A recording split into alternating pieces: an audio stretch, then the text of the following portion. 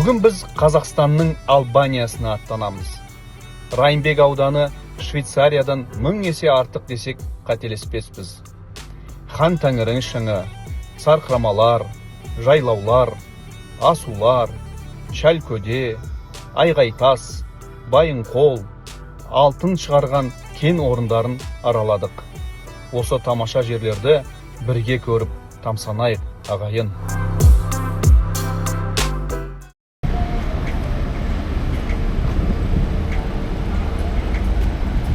Достар, келдік. Елдің бәрі осы шыға берістегі Магнумға келеді ғой. Бізде заттарымызды алайық.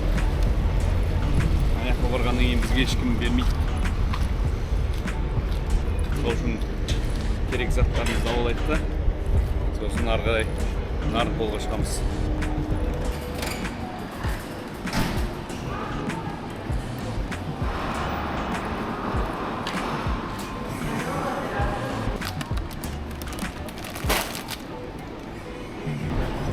Достар, сапарда ең керек нәрсе не айтайын ба? Ең керек нәрсе осындай қағаздар барлық уақытта келеді. Қолыңды да сүртесің, бетіңді де сүртесің, керек кезде басқа жерді де сүртесің, короче. Онсыз болмайды.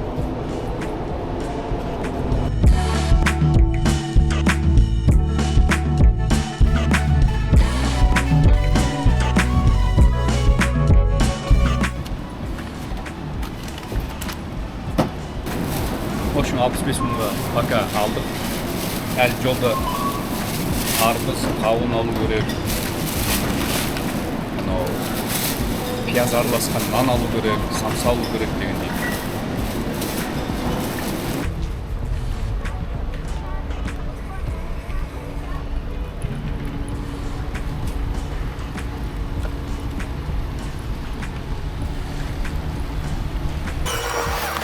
Жақсы демалу үшін жақсы ақша табу керек. Ал жақсы ақша табу үшін жақсы демалу керек.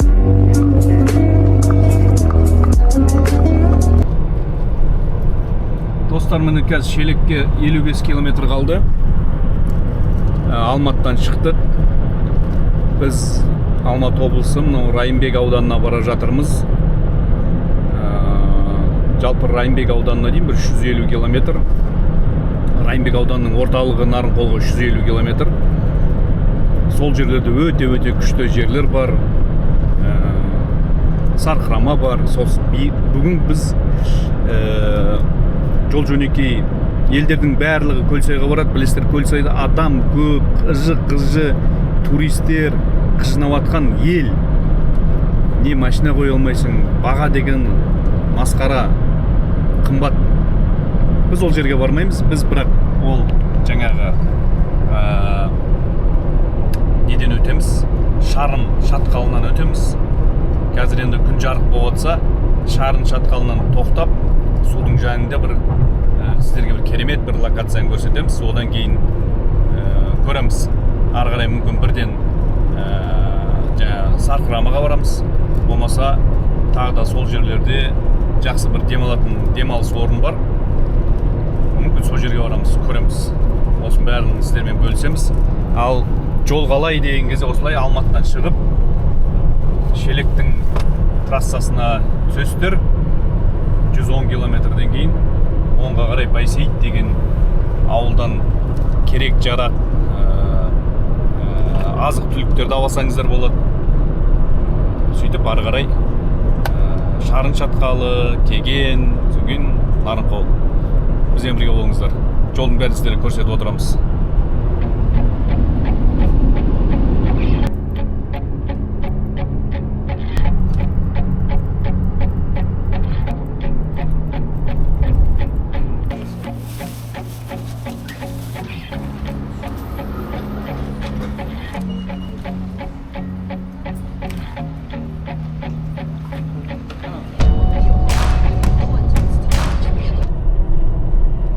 Қазір достар, міне Шарын шатқалының кіреберісіне келіп жатырмыз. Міне қараңдар. Бұлай қарай тіке міне осы жолмен біз Нарынқолға кетеміз. Қазір ана жерде бұрылыс бар. сіздерге біз көрсетеміз. Сол жерде шарын шатқалына бұрылады. Чуть назад, да? Назад, давай, бұрылай.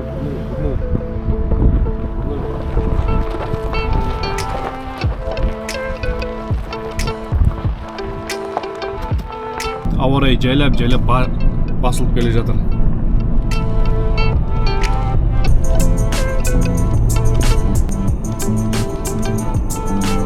Біз тіке қарай жүреміз. Былай қарай, оңға қарай. Мына жерде демалатын жер бар. Шай, пай ішіп, кішкене. Оңға қарай, осылай көл сайға қарай. Елдің Қазақстан проблемасы осыны туалет. Бізде сол баяғы бір тесік туалеттер. Біз жолда жүреміз. Ең үлкен проблема туалет қой. Дәретхана. Дәрет алатын жер. Қазір сіздерге жақсы бір локация көрсетем. Күн батып жатыр как раз.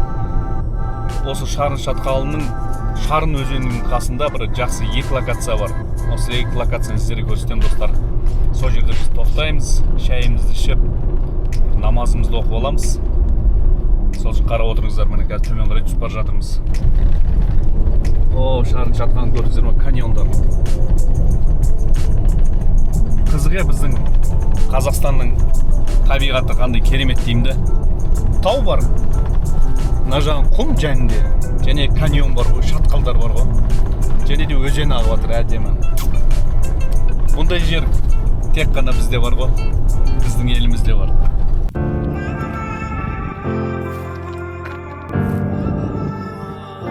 Шарын шатқалы.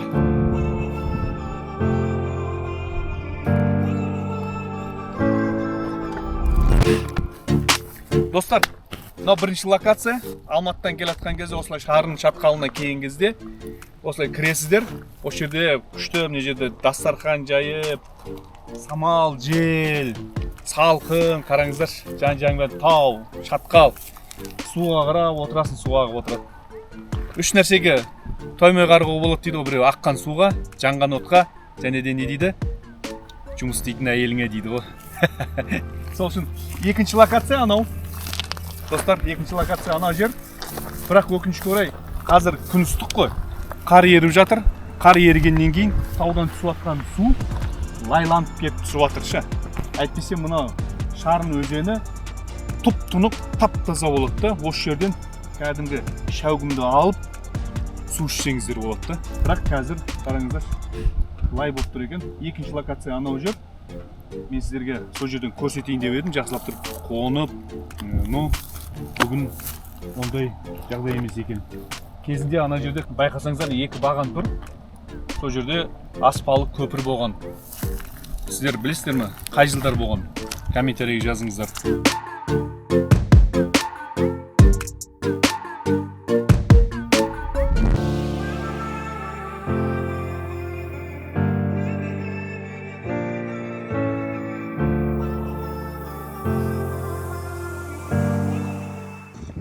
Керемет локация, жігіттер. Әне, Қарасай жайлау демалыс орнына баратқан кезде осылай шарын шатқалына келесіңдер. Мына шарын өзен ағып жатыр ана жерде. Көрдіңіздер ме? Лайланып тұрып ағып жатыр екен. Өйткені күн ыстық. Күн ыстық болғаннан кейін қар ериді ғой тауда. Сөйтіп лай болып ағады. Әйтсе тұп-тұнық су ғой негізі. Сол жолда тоқтап жігіттермен. Жігіттердің шаштары үрпиіп кеткен ғой. Пиязынан, как всегда, шпроты, шай, 3 в 1. Сол. Қазір осында намазымызды оқып, ақшам намазын оқып, арғай жол жүреміз.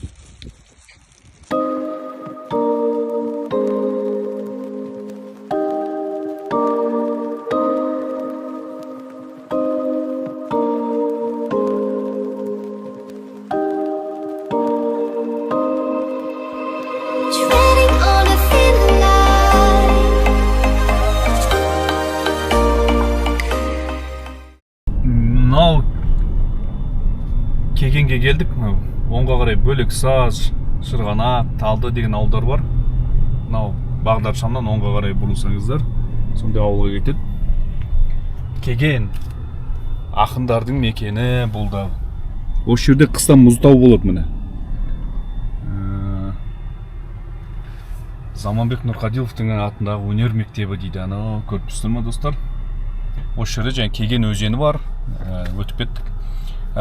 Егерде Нарынқолға барам десеңіздер, достар, жалпы естеріңізде болсын. Осы жерде жаңа Қазмұнайгаз жанармай бекеті бар. Сол жанармай бекеттен бензин, сосын бер жағында 2 газ жанармай бекеттер бар. Сол жерден құйып алсаңыздар болады. Өйткені ары қарай Нарынқолда бар, бірақ болмай қалуы мүмкін. Осыны ескеріңіздер, достар.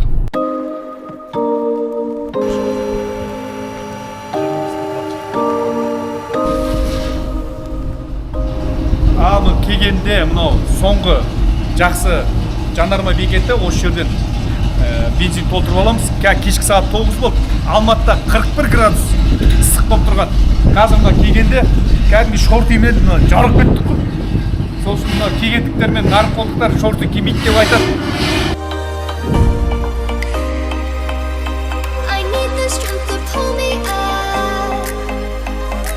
Қазір міне біз Алматыдан келе жатырмыз. Мына жолмен тіке жүрсеңіздер, Нарынқол. Қазір мына Қайнар ауылына келдік. Міне жазылып тұр Қарасай жайлау демалыс орны. Осы жерден Қақпақ ауылына дейін барамыз. 8 километр. Сосын тірелгеннен кейін Т-образный жол екіге айырылады. Солға жүрсеңіздер Қақпақ ауылына, оңға қарай 25 километр Қарасай демалыс орнына жетеміз. Бүгін 18 маусым. 41 градус Алматыда ыстық болды, масқара. Мына жерде Қайнарда қазір, білесіздер ме қанша градус? 13 градус. Елдер бұл жерде көрпе жамылып жатады ғой, көрпе жамылып ұйықтайды. Ауа деген тап-таза, керемет. Сол үшін бізбен бірге болыңыздар. Көрейік, демалайық, таза ауамен тыныс алайық.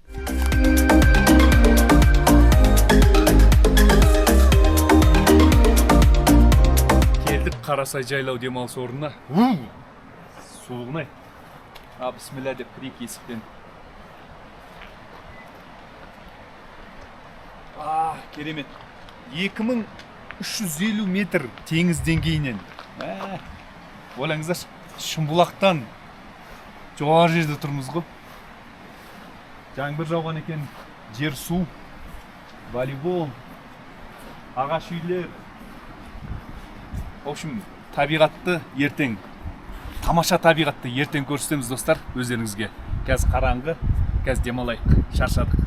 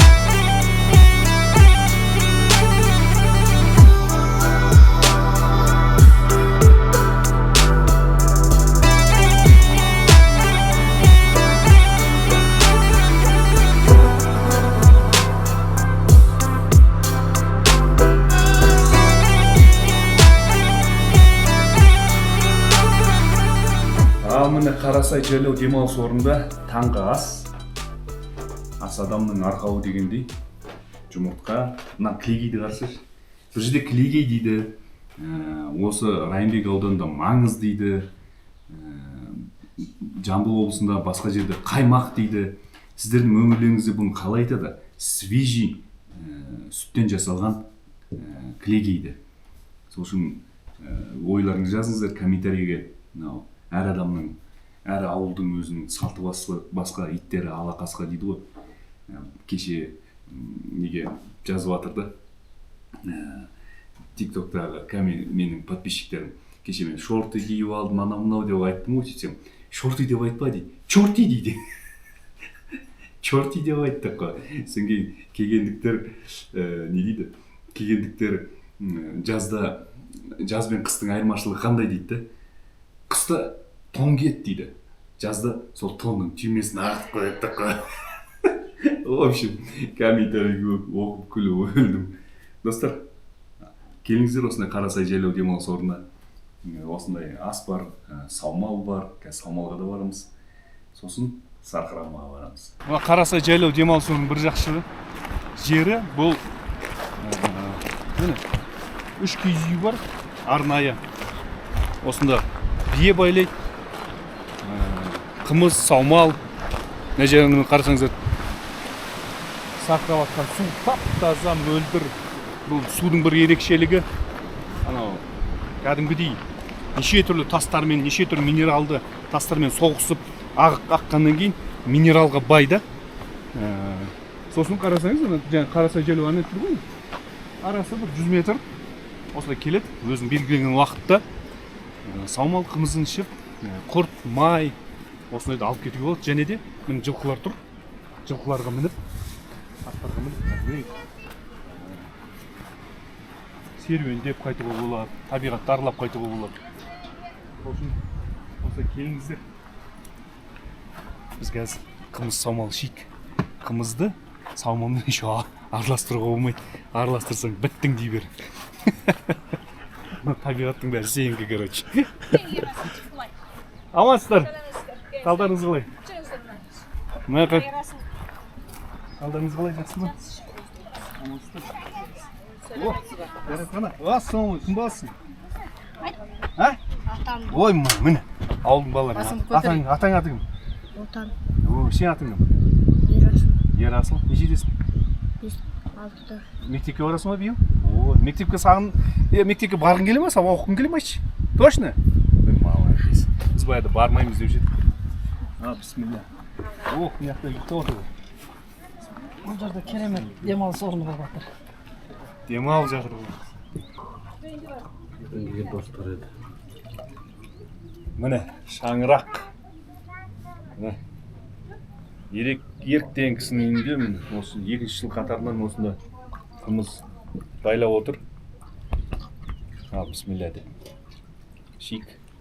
Қымыз бен саумалды неге қосуға болмайды, айтып жіберіңізші. Көп адамдар білмейді ғой. Қымыз бен саумалды қосса іріп кетеді да. Бұл қымызды көбіге еден сауып кеп сүттей дайындап. Уағалейкум. Келіңіздер. Аштық бар қымыз болады. Бір-бірімен қосса іріп кетеді де, реакция береді. Ол жағынан айырмашылықтары бар да, қоспайтын. Табиғатты ластайды дейсіздер ғой бәрі, Келіңіздер, отырыңыздар. Сол жа мен де айтып отырмын ғой, қоспаңдар деп айтып отырмын да, қоссаңдар ондай жаман болады деп жаңа. Ешкінің сүт ішу керек. Сүт ішу керек па? Қоя ма сол кезде? Қымызбен араластырмай, емдік үшін сүтінен ішу керек па? Сауашат. Иә, мың түрлі ауруға ем ғой. Біліп жүрейік, общем, достар. Айтып қойық, әйтсе, білмейтіндер көп қой. Неше түрлі қазақтар бар ғой қазір. Мынау өзіміздің Райымбек ауданы Қақпақ ауылындағы Қарасай жайлауындағы демалыс орны. Демалған деген өте жақсы ғой. Жыл 11 ай жұмыс жасап, 1 ай отпускада келіп демалғанға ештеңе жетпейді. Әсіресе таза ауа, мына қарағайдан бөлінетін оттегі, соның өзі адам баласына мыңда бір ем болады. Жейім десе сармайы бар, ішем десе нанға жағып жейім десе сметана бар, қаймақ қазақша айтқанда. Бұл жақта маңыз дейді екен, Маңыз, натуральный, таза. Вот это қымыз дейді. Қымыз ішіп отырыңыздар. Қарасай жайлау демалыс орнына сіз бірінші? Мен 2 жыл келді. Биыл 2-ші жыл. Биыл 2-ші жыл. Былтыр 2 рет келді. Демалдық. Биыл келіп демалып жатырмыз, Алла беріп. Қаншасы күн демалыстар? 4-ші күн. 4-ші күн, Иә. Осы саумал ішіп, қымыз ішіп, қымыз ішіп, бәрі дәмді, тамаша. Осы жерде алып жатқан ұйымдастырып жатқан жігіттерге отбасыларыңызға амандық, табыстарыңыз мол болсын. Қазақтар шетелге барып жатады ғой, Түркияға, Дубайға барып жатады. Енді Түркияға да бардық, Дубайға да бардық. Өзіміздің туған жердің таулы, тау баласы тауға қарап өседі дейді ғой, өзіміздің табиғатқа жетпейді енді. Ауа райы қараңыздаршы, гүлдеп, мынау жап-жасыл, сарқырап жатқан су, ауа райы салқында, көктем болады ғой, Алматының көктемі. сондай да. Қазір қайда барып жатырмыз? Қарасай жайлау демалыс орнынан шығып, Текес сарқырамасына барып жатырмыз. Жергілікті адамдар Текес сарқырамасы демейді. Жергілікті тұрғындар бұл сарқыраманы құтырған деп айтады. Құтырған сарқырамасы. Сол жерге барамыз. Қанша километр жүргенімізді, қалай барғанымызға жолды көрсетеміз.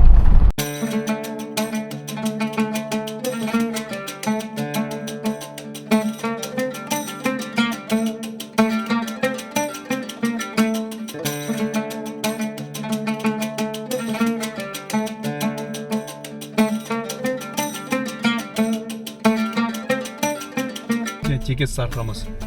Қарасай жайлауға тіке кетеді. Біз енді былай сарқырамаға кетеміз.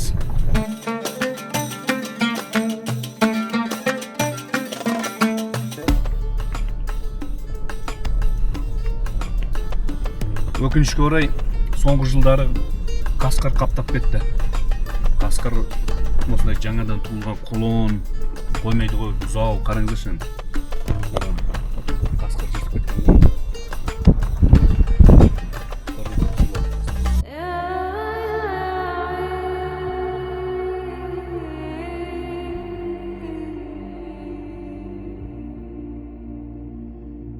Енді өткелден қалай өтеміз? Біріншіден осындай жол талғамайтын көлікпен өту керек әлбетте, өйткені жай машиналар өтпейді. Біріншіден 4-ді қостық, екіншіден понижайкаға қосқанымыз дұрыс. Понижайка, яғни сосын екінші скоростқа қоямыз. Өйткені не дегенмен тастар үлкен ғой, дәу тастар ғой, қараңыздар қандай спуск болады.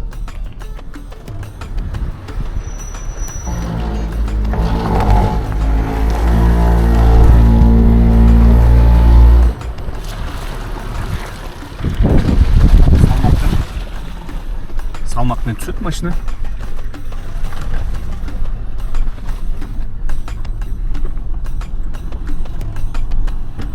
Анау сарқалатқан су көрсеңіз, ағында қатты бұл судың.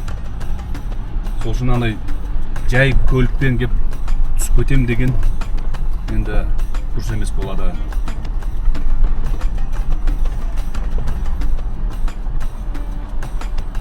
Анау жолды көріңіздер ғой, анау жолға біз шығуымыз керек қой, былай бүйтіп өтіп шығуымыз керек. Ал бисмилля, Аллаға тәуекел етіп.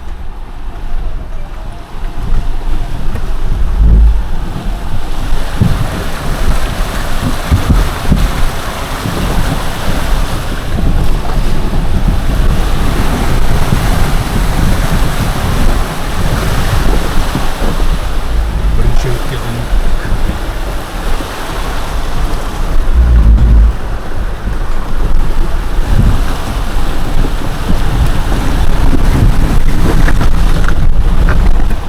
міне қараңыздар, достар, қандай екінші өткелден де өттік. Аллаға шүкір, енді мынау төбеге шығамыз.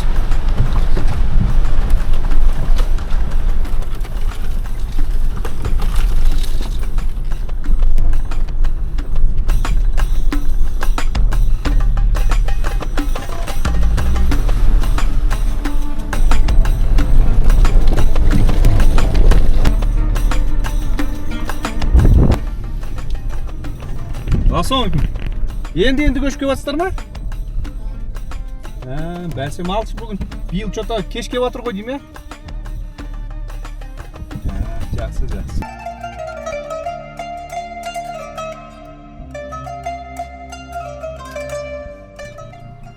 Достар, қараңыздар. Кайф. Қараңыздар. Ей, мынаны.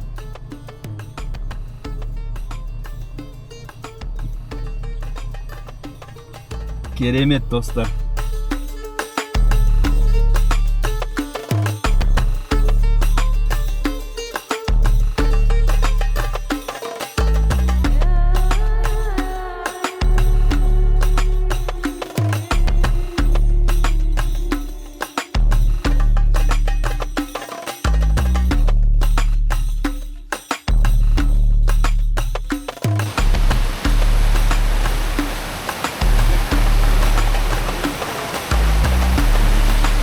Мына жерде жол шайып кетіпті. көреміз, басқа өтетін жол көреміз.